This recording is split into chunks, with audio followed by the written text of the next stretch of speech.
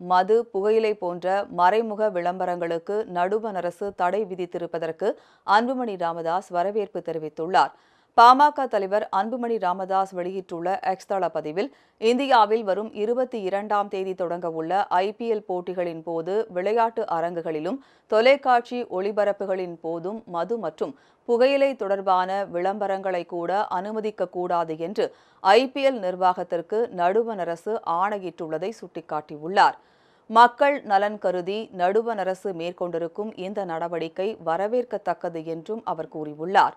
இது தொடர்பாக IPL அமைப்புக்கு நடுவண் நலவாழ்வுத்துறை அமைச்சகத்தின் தலைமை இயக்குநர் அருண் சிங் துமால் எழுதியுள்ள கடிதத்தை சுட்டிக்காட்டியுள்ள அவர், நடுவண் அரசின் இந்த நடவடிக்கை மிகவும் சரியானது என்றும் குறிப்பிட்டுள்ளார். மட்டைப்பந்து போட்டிகள் மூலம் புகையிலை மற்றும் மதுபானங்கள் தொடர்பான மறைமுக விளம்பரங்கள் திணிக்கப்படுவதை பாட்டாளி மக்கள் கட்சியும் பசுமை தாயகம் அமைப்பும் தொடர்ந்து எதிர்த்து வருகின்றன. இது தொடர்பாக நடுவண் அரசு, மாநில அரசு, மட்டைப்பந்து வாரியங்களுக்கு நான் பல முறை கடிதம் எழுதியுள்ளேன். பசுமை தாயகம் அமைப்பு மட்டைப்பந்து மைதானம் முன்பாக பல கட்ட போராட்டங்களை நடத்தியுள்ளது. இந்தியா ஒரு விளையாட்டு தேசமாக உருவெடுத்து வருகிறது. விளையாட்டுகளை பார்க்கும் மக்களின் எண்ணிக்கை அதனை உறுதி செய்கின்றன. விளையாட்டு அணிகள் மீதும் வீரர்கள் மீதும் தங்களது அன்பையும் விசுவாசத்தையும் விளையாட்டு ரசிகர்கள் வெறித்தனமாக வெளிப்படுத்தி வருகின்றனர். விளையாட்டுகள் மீதான இளைஞர்களின் பேரார்வத்தை புகையிலை நிறுவனங்கள் தங்களது தயாரிப்புகளை திணிப்பதற்கான ஒரு வாய்ப்பாக பார்க்கின்றன.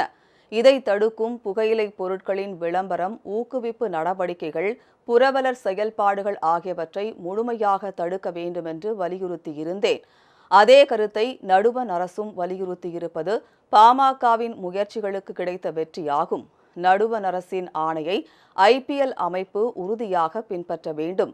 சென்னை உட்பட IPL போட்டிகள் நடைபெறும் அனைத்து இடங்களிலும் விளையாட்டு அரங்குகள் மற்றும் தொலைக்காட்சி ஒளிபரப்புகளின் போது மது மற்றும் புகையிலை தொடர்பான விளம்பரங்களை IPL அமைப்பு தடை செய்ய வேண்டும் என அன்புமணி வலியுறுத்தியுள்ளார்.